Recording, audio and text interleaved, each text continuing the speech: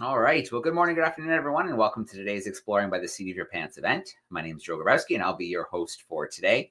We are into day 2 of our World Ocean Week celebrations in partnership with the Explorers Club. All this week, we're connecting with ocean scientists, researchers, explorers, conservationists from around the world who are sharing their stories. It's been a great start to the week so far, including yesterday. If you want to go back in time, you can catch the recording. Victor Vescovo talking about his record-breaking dives aboard the Limiting Factor, becoming the first person to reach the deepest points of all 5 of our oceans. And then coming up through the week, we have a lot coming up, including right after this event at 1:30 Eastern, we'll be live on the beach in California with elephant seals and Roxanne Beltran. So that should be a lot of fun. If you head to exploringbytheseat.com, you can find all the events coming up this week, and our Ocean Week events kind of spilled into the next week or so as well, but you can find those all on the website. All right, let's get into today's action. So we have Amber Sparks and Emily Hazelwood joining us today. They're marine biologists, educators, and entrepreneurs. They're the co-presidents of the Blue Latitudes Foundation, whose mission is to elevate the traditional concept of ocean stewardship by uniting government, industry, and community to work together to conserve our oceans. One of their incredible initiatives is Rigs to Reefs, providing an alternative way for oil rigs to be modified and to support marine life as artificial reefs. So let's get Emily and Amber in here with us right now. Hey, Emily. Hey, Amber. How are we doing today? Good. How are you? Great. Hello, everyone. Good. It's great to have you both joining us today. I know technology played up a little bit, but we've got you. You're here, and it's great to see you. We've got a great group of classrooms in Canada and the US hanging out with us today. They're going to send in questions via the chat. We have a few of them backstage in camera spots. So we're really excited to learn a little bit more about the work you guys do. Awesome. Well, we're excited to be here. We can get started, and I'll share my screen right now. Perfect.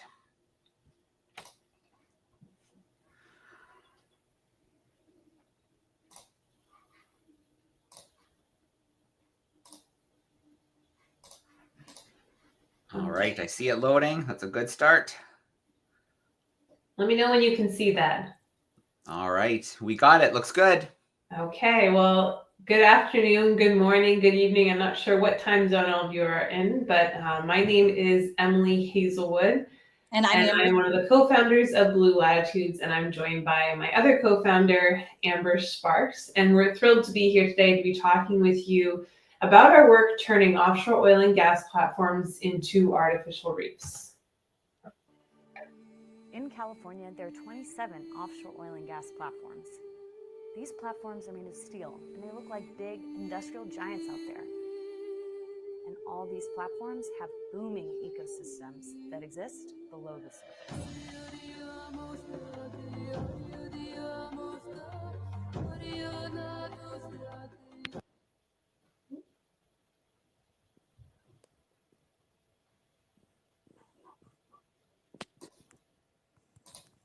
Oh, that might be internet going out there, but I'll skip to the next. But we wanted to be able to share that with you so you can see why you might want to save an offshore oil and gas platform as a permanent artificial reef. Oh, in California.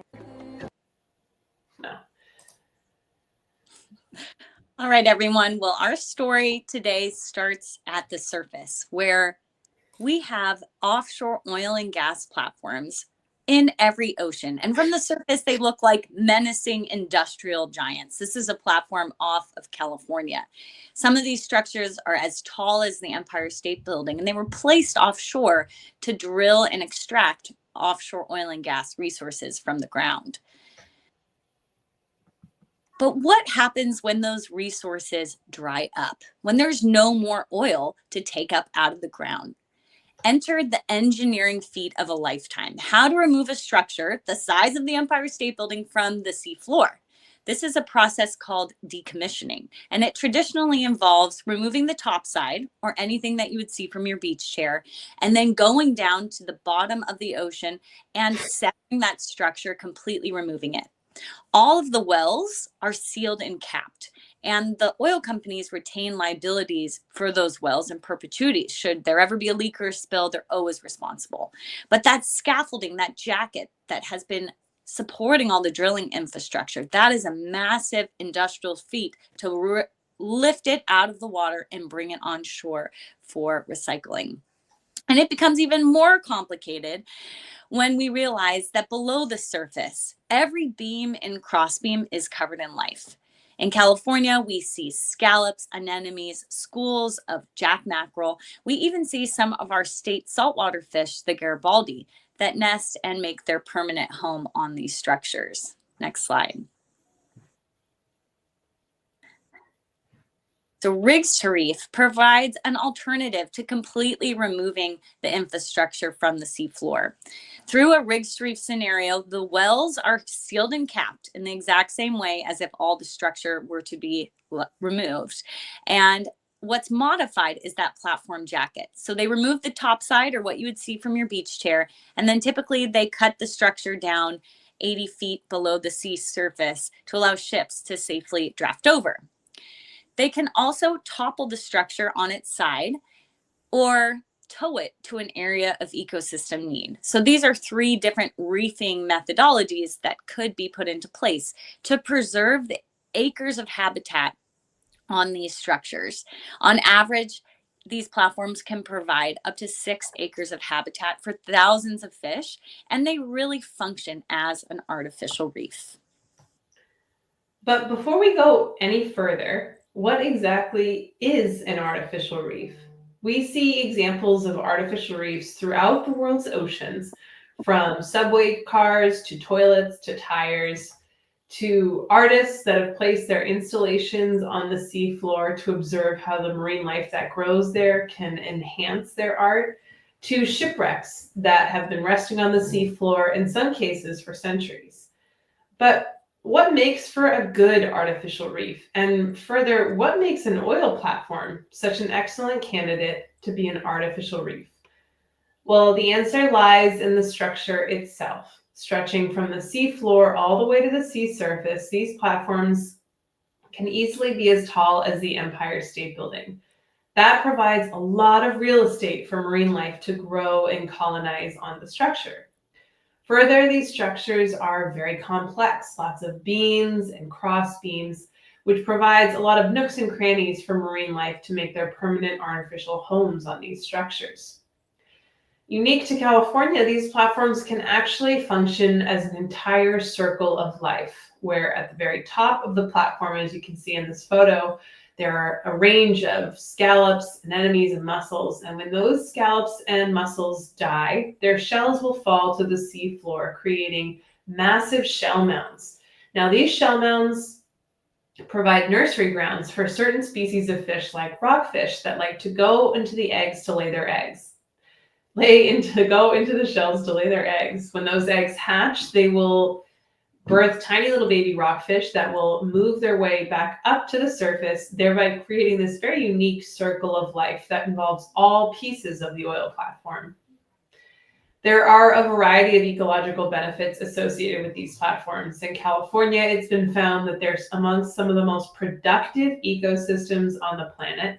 And in the Gulf of Mexico, it's widely believed that these platforms are responsible for hosting most of the individuals of red snapper.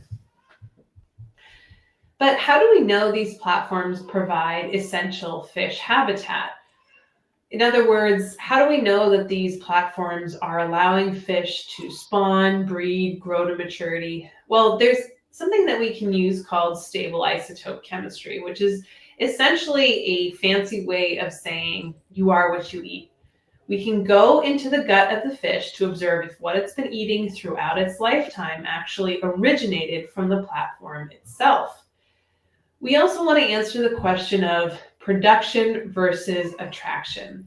Are these platforms actually producing marine life? In other words, are fish actually hatching and being birthed on these platforms? Or are these platforms merely just temporarily attracting marine life? To answer this question will help us better understand the importance of these structures as habitat. And most studies now have conclusively stated that, yes, these platforms are indeed producing marine life. But there's not just platforms in the Gulf of Mexico and in California. So we're going to go on a quick trip around the world to see some other examples of platforms being repurposed as reefs. So here we have a map of the globe, and the red and blue areas represent oil and gas fields. We are actively drilling on these fields in almost every ocean. And as you can see, the fields are highly concentrated along the shoreline and offshore. So with all of this offshore development, you would think that a rigs to reef decommissioning alternative would be widely accepted, but that's not the case. There are only a few places that have rigs to reef programs, although it is gaining global traction. First, we'll take a look in the United States at California, where we have 27 offshore oil and gas platforms. And like Emily mentioned, they've been found to be some of the most productive habitats on the planet. We have an assembly bill that allows for a reefing conversion, yet none of our platforms have been reefed. And this is primarily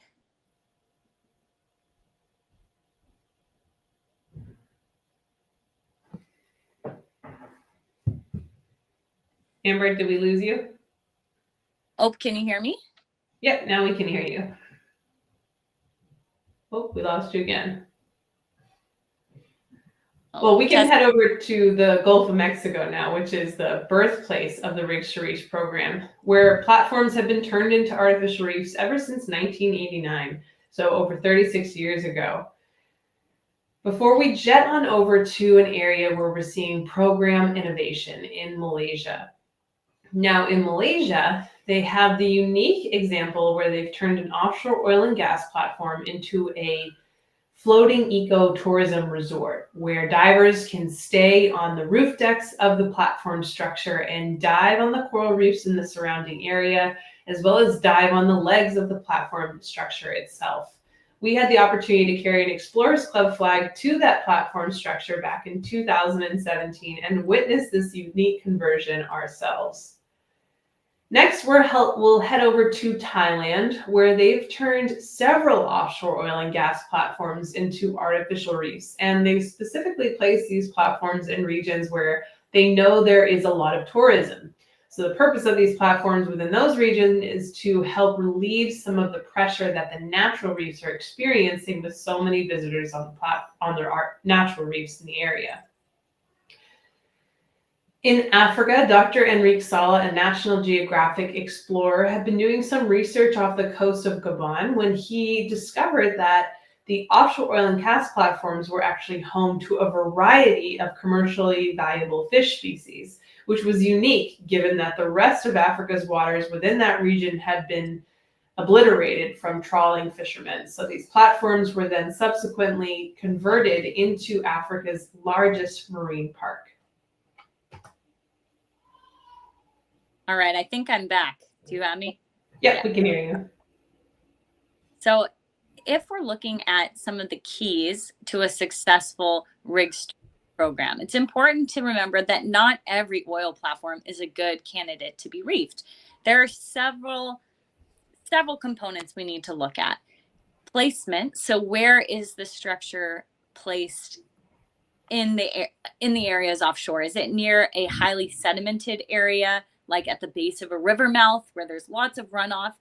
That would not be a good place to have an artificial reef or a natural reef. We also want to look at how many years has it been in the water column. The longer the structure has been standing, the more robust and developed the ecosystem will be. We also want to think about structural complexity. The beams and cross beams that create all the nooks and crannies for the marine life is really a great way to attract larger ecosystems that are more valuable. So the more structurally complex, usually the more valuable that ecosystem is. And lastly, reefing methodology. Some of these structures, it makes sense to leave them in place and just remove the upper 80 feet to allow ships to safely draft over. Other methods, such as towing it to an area of ecosystem need, might be a more successful way to reef a structure. So these are all important things to consider.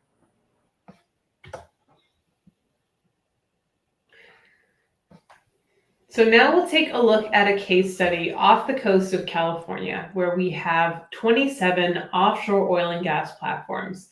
And even though California has had a rigs to reefs program since 2010, None of California's platforms have been incorporated into a reefing program. Now, that primarily has to do with several factors.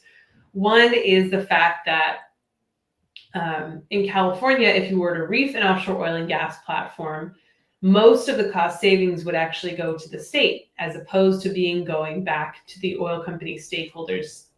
So that makes not such an attractive opportunity for those oil company owners.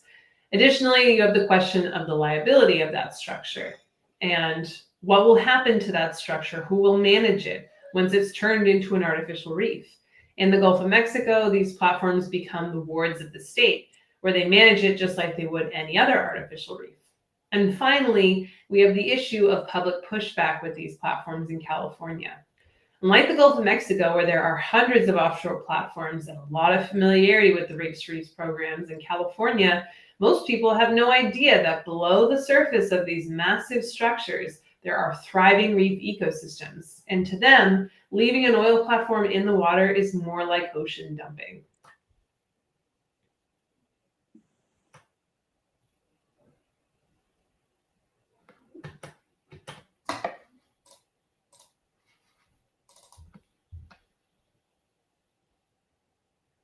Now, in California, there are currently 17 inactive offshore oil and gas platforms.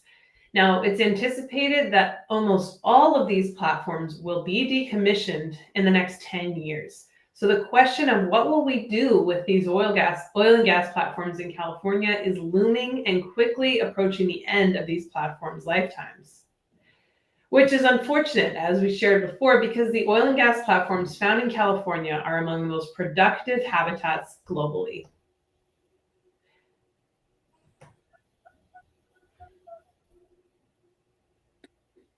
So in 2010, former Governor Schwarzenegger signed in the California Marine Resource Legacy Act, or Assembly Bill 2503. This bill created a pathway for reefing. However, it had a problem where it only created one pathway. It did not actually cover so many of the issues, especially surrounding is that when an oil company completely removes a structure, there's nothing left for a trawl fisherman to entangle their net on. There's no way for them to be liable for any injuries or accidents moving forward. So they want to get rid of that liability when they're no longer extracting oil and gas. Of course, they retain liability for the wells, so should there be a spill or leak, they're responsible for the cleanup. But the liability for that structure, they don't want to hold that anymore. So in the Gulf of Mexico, what they do is they assign the liability to the state, and the state manages that platform as they do any other artificial reef structure. So that transfer of liability not only moves on those responsibilities around managing and maintaining the structure, but the state also receives a donation from the oil company. In the Gulf of Mexico, that's anywhere between 50 to 60% of the costs saved. But in California, it's mandated that 65 to 85% of the saved costs go back to the state. There's an endowment for marine preservation and conservation that would take on those funds. It would fund Department of Fish and Wildlife and other state-run initiatives. So with these constraints, 0 of our platforms have been reefed.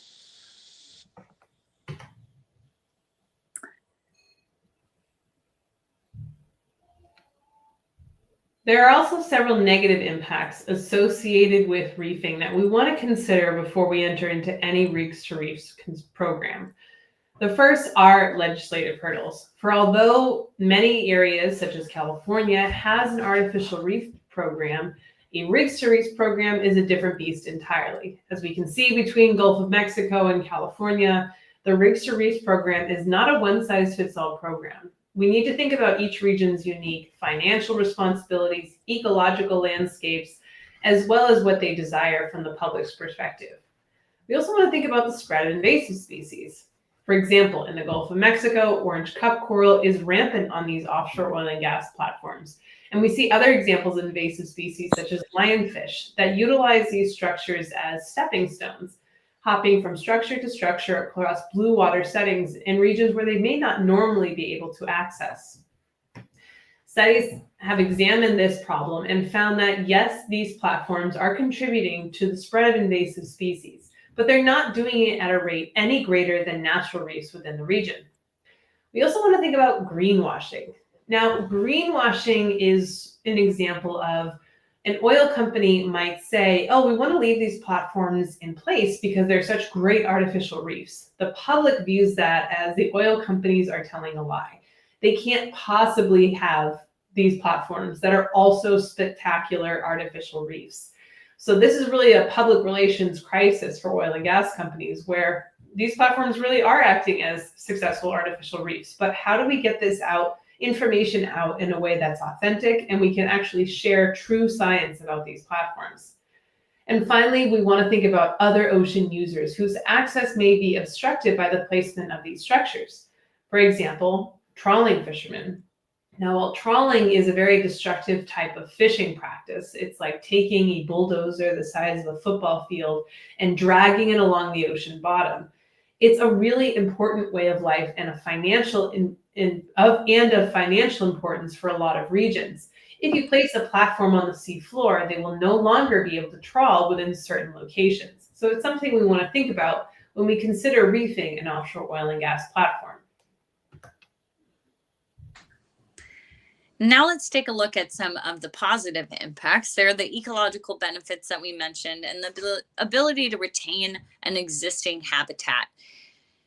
This is especially important when we think about removing the structure because these large structures need to be taken onshore to be recycled properly. And the issue with that is that in California, we actually don't have the infrastructure in place to properly recycle these structures. So what would happen is they'd be placed on the back of a barge and sent across the Pacific to be dismantled in Southeast Asia. And when those barges go outside of our state water, they switch from diesel to bunker fuel. And bunker fuel makes diesel look like champagne. It just has a significant carbon footprint associated with it. So if we can find a way to reuse this material as a permanent artificial reef, we can not only conserve a habitat, but we can reduce pollution. Another positive impact are the financial benefits that I mentioned. Not only do the oil companies save costs, but they also have to share those cost savings with the state. Next slide. And in California, this would result in over $1 billion in saved costs if 23 of our 27 platforms were reefed. 80% of that, or 800 million, would go back to the state into that endowment for marine preservation and conservation that I mentioned.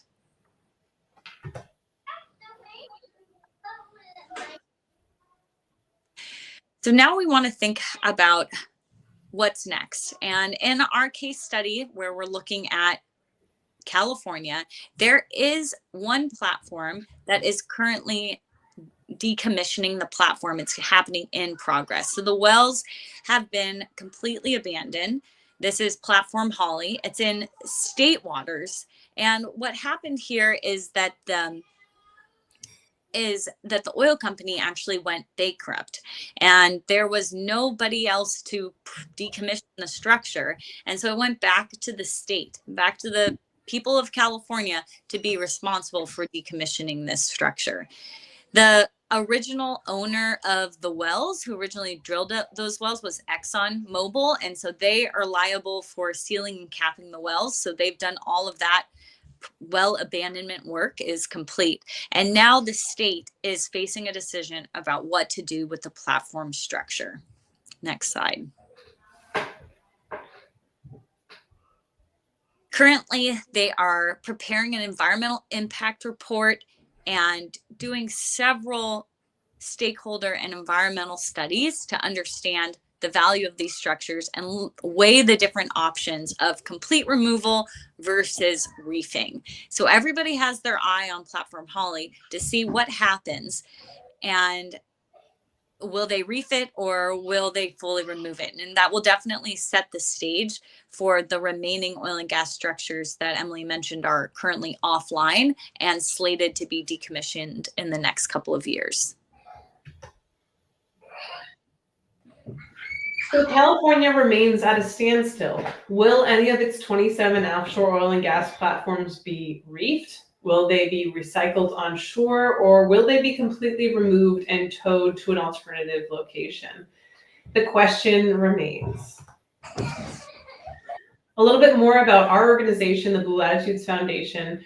We are a nonprofit organization established back in 2018, and it's our mission to elevate the traditional concepts of ocean stewardship, to unite government, industry, and the community so that we can work together to save our oceans and take on unique silver linings within our oceans, such as turning oil and gas platforms into artificial reefs. We'd love to connect with you. You can find us on social media, on Facebook, Instagram, and you can also check out our website, thebluelatitudesfoundation.org.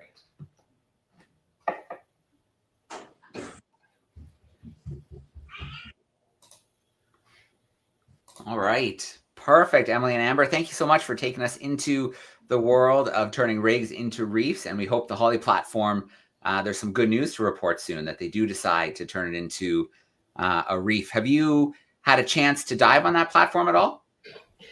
We have not dove on platform Holly, but we have dove on some of California's other offshore oil and gas platforms. So you can attest then that they're pretty good under there. You probably got some footage and such. Yes, all the photos and videos that were in that video were ones that we have collected on. We've gone on 5 of California's platforms. All right, perfect. Well, before we get into some Q&A action, let's play some Kahoot. I'm going to share my screen. While you were presenting, I pulled together a quick Kahoot. I've got it here ready to go. There we go. If you would like to play with us today, you can head to kahoot.it. Then it's going to ask you for a PIN number. Today's PIN is going to be 899-9547. Variety of ways to join. If you are lucky enough to have a tablet,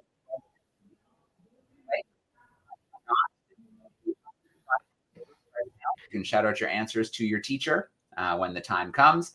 If you're joining from home, scan the QR code with a tablet or maybe a phone, and that will bring you right in.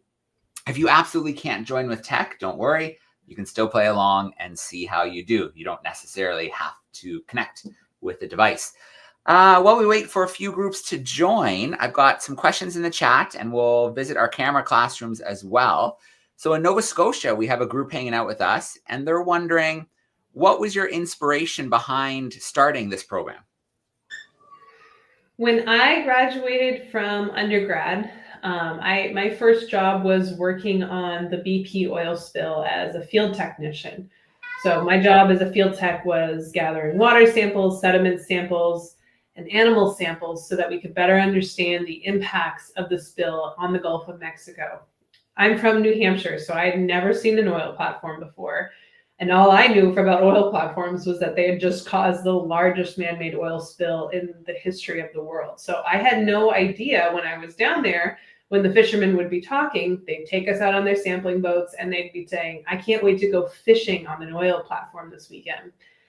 And that seems so weird to me. I couldn't imagine why anybody would want to fish on an oil platform, or that there would even be fish living on these oil platforms. And so that's the first time that I had heard that there's a rigs to reefs program, that people in the Gulf of Mexico not only wanted to fish on these platforms, but they could eat those fish, and that they were homes to these really important ecosystems. And that's what really spurred my interest in the program. And I am from California, born and raised, and I've always seen the offshore oil and gas platforms from my beach chair. They looked like robots almost on the horizon, and these just menacing industrial giants. So when I met Emily in graduate school and she told me about her work in the Gulf, I said, well, we have platforms here in California. I wonder if those could be viable reef habitats too. So we teamed up and did a joint thesis on the feasibility of a rigs to reef program here in California. We looked at it from an ecological, an economic, and a social perspective. And after our graduate work, we realized that these structures were such important habitats, and what a great way to work with oil and gas companies to help them find a silver lining to the reality of offshore oil and gas development. So we started Blue Latitudes as an environmental consulting firm. So we work with oil and gas companies doing environmental survey work on their structures to help them figure out which platforms are good candidates to be reefed and which ones should be fully removed. We also have our foundation, which is what brings us here today, and that allows us to do research, education, and outreach around these important ocean conservation topics at the intersection of industry and the environment. All right. Well, I think we're ready to play a little Kahoot, so I'm going to hit start here. There are multiple choice. There's true and false. The quicker you get the right answer in, the more points you're going to get. And the quicker all the answers come in, the quicker we move to the next question. So first one coming your way. On average, how many acres of habitat can a rig provide?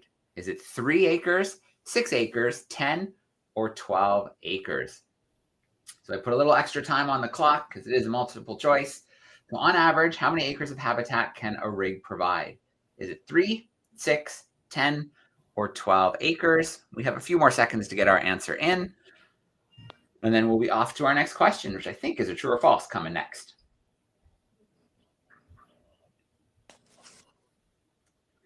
All right. So 6 acres is the correct answer. I don't know why I'm getting 2 answers coming up as correct on this one. Maybe we picked multi-select by mistake, but 6 is the correct answer. So that puts the cute penguin into first place, and we'll jump to true or false. All rigs are good candidates to be turned into reefs. What do you think? All rigs, are they good candidates to be turned into reefs?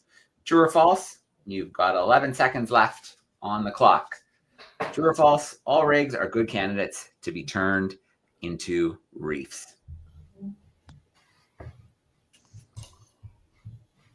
Okay, good job, crew. That is absolutely false. Sometimes the location just doesn't fit for what needs to be done.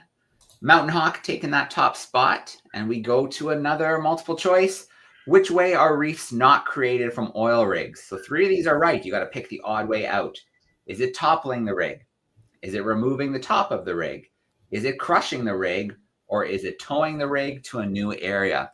So which one doesn't belong? There's 3 methods that were talked about today. Which one doesn't belong? Is it toppling the rig, removing the top of the rig, crushing the rig, or towing to a new spot? You have 5 seconds to lock something in, and then we have one more true or false to wrap things up. All right, good job, crew. Crushing the rig is not a method that was talked about today, and probably wouldn't be too good for the life that may have established itself already on the rig. Mountain Hawk holding on, and we have one more to go. True or false? If there's ever a leak, oil companies have to deal with it for life. Is that true or false? So they cap it, but if it leaks 10, 15, 20 years down the line, do the oil companies have to deal with it? Is that true? They do, or false? They don't. 6 more seconds on the clock.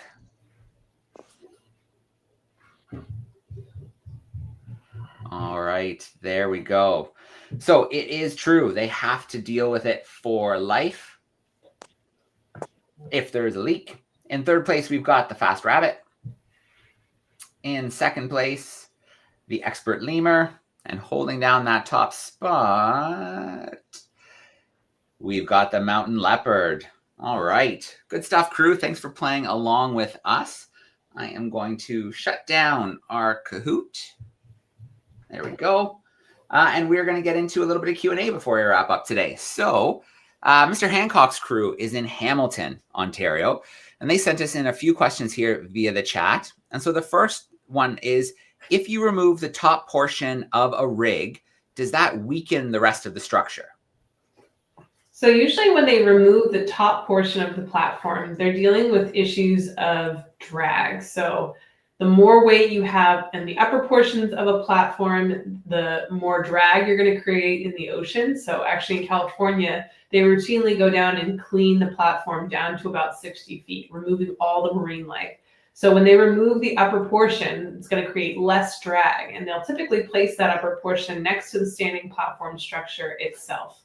So when it comes to trying to determine whether or not they want to remove the top portion, topple it in place, or tow it to an alternative location, it really depends on what the end users are seeking. So they might want to build an artificial reef in a new location, or they might want to move the platform so it's away from any ongoing vessel traffic.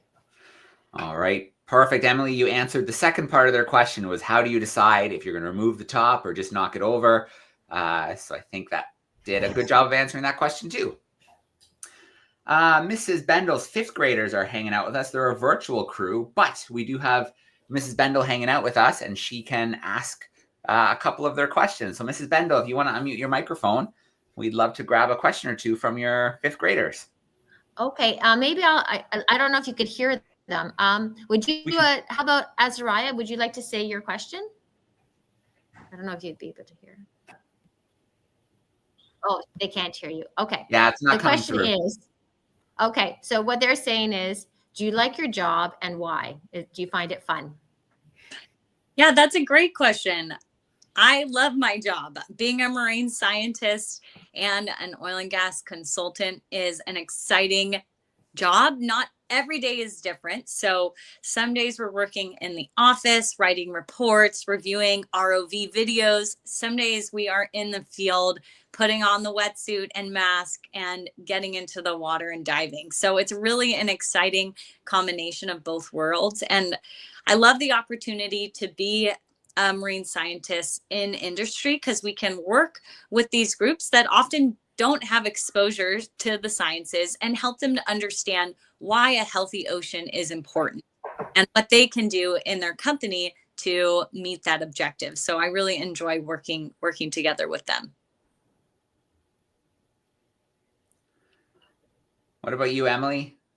I have no complaints. I love my job. It's a lot of fun to be, like Amber said, when we're driving. On any given day, you might find us checking out remotely operated vehicle footage down from 7,000 feet, to diving on an oil platform, to speaking with kids in classrooms across the country like yourself. So really, every day is different, and every day we're able to live out our passion. So it's no complaints.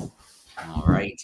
I'm going to check in with Miss Bendel's crew one more time, see if they have a follow-up, then we'll go back to YouTube for a few more questions. What do you think, Miss Bendel? Any follow-up from the fifth graders? They just want to know, what's the favorite part of your job? I love diving on the oil platforms. I think that's my favorite thing that we get to do, especially because when you come up to an oil platform, it can be a little bit intimidating because they're working oil platforms. So they're loud, they're massive, they stick up hundreds of feet in the air. But then when you go below the surface, it becomes quiet, and you're looking not at an oil platform, but at a towering reef. And it's just the coolest thing in the world. All right. Amber, what do you think? What's your favorite part of your job? That's a good question. There's so many parts that I really enjoy. One of my favorite parts is being able to come into classrooms like this and talk to groups, school groups, museums, older people, younger people, about our oceans and share ideas around ocean conservation that maybe they haven't heard before. Sometimes the Rigs to Reef program people can think, oh, that's kind of out there. I've never heard of something like that. So I really love being able to come into these spaces and share the stories that we've learned from both a scientific and also a personal perspective of what it's like to be on these platforms and what value they could have if they were permanently repurposed as reefs. All right. Well, right back at you. We love stealing your time and having you hang out with students, especially during World Ocean Week. Got a few more questions in the chat. So one was just answered, which was, can you dive on active oil rigs, or do they have to be decommissioned? But it sounds like you can dive on them, because you were mentioning the noise and how intimidating they can be. But the second part of the question is, do you need any special training to dive on a rig? You don't need any special training, but I would recommend being at least an advanced open water diver, primarily because typically when you go scuba diving, you're in an environment where you can see the bottom. So your max depth might be 60, 70 feet, but you can see the sandy bottom. On an oil platform, it's really easy to lose a sense of how deep you are because you can't see the bottom. It goes down to 1,000 feet. So it's something you really want to be sensitive to and aware of, especially when you're going down the structure itself, or there might be underwater waves and currents, things like that. So you definitely want to be more of an advanced diver to take that on. Okay. Our crew in Nova Scotia is wondering about the kind of media that you use to educate people, to try and turn minds that this is a really great idea and these are great ecosystems and beneficial. Yeah, so we use photos and videos and meaningful messages, right? All combined together to tell the stories about Rigs to Reef. And one of our objectives is really to bring forward the information as transparently as possible. So we do the work of reading the scientific papers and then disseminating that to the general public through these types of presentations.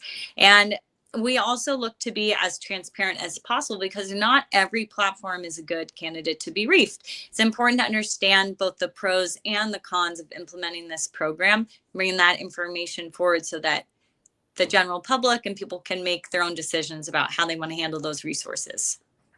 All right. Well, we recently did a live dive in Hans Bay in South Africa with sharks. So we did a cage dive with the sharks and we were able to broadcast it live. So I think for the next school year, we should look into if we can figure out how to do a rig dive live. I think that would be really cool. Oh yeah, we're going out in August, so we'd love to have you. Okay, well let's think about it because the tech, it's not too complicated. I think it could be pulled off. Cool. Awesome. Okay, let's see. Okay, so one more question here. How often do you get to dive for your work? Not nearly often enough. It depends. Sometimes we might go on a 2-week intensive expedition where we're going five dives a day for 2 weeks straight, and we might have 3 months where we don't go. So it depends, but typically not often enough.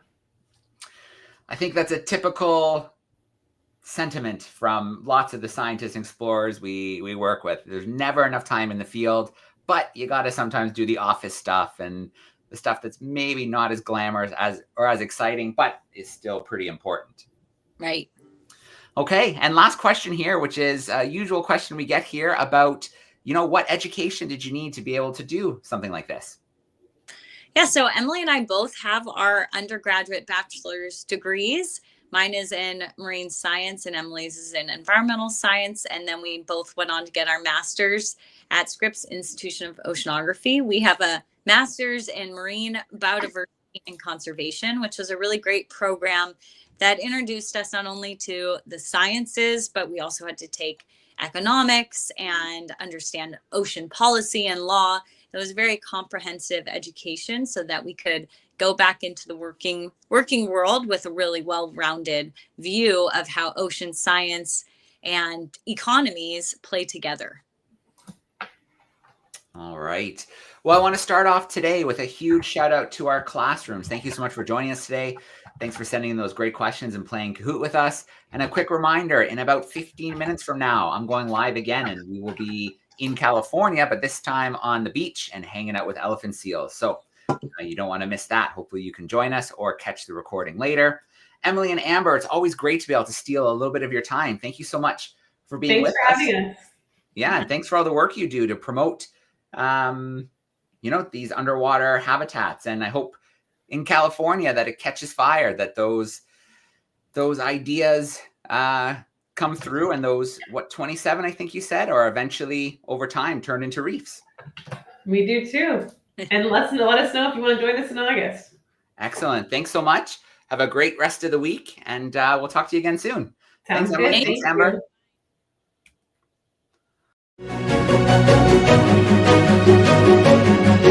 You.